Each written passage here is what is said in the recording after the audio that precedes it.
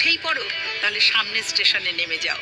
কারণ তোমার পথ যত দীর্ঘ হবে, তোমার ফেরার পথ তত কঠিন হবে। সব শিক্ষা বইয়ের পাতা থেকে নয়, কিছু শিক্ষা পরিস্থিতি আর বাস্তবতা থেকে হয়।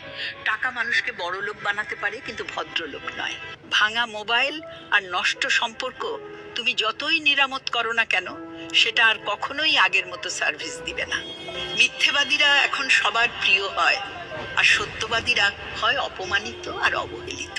যারা নিজের চেয়ে অন্যের কথা বেশি ভাবে, অপমানিত স্থানে কখনো দ্বিতীয়বার যাবেন না। কারণ যেখানে আপনার সম্মান নেই, সেখানে আপনার না যাওয়াটাই ভালো।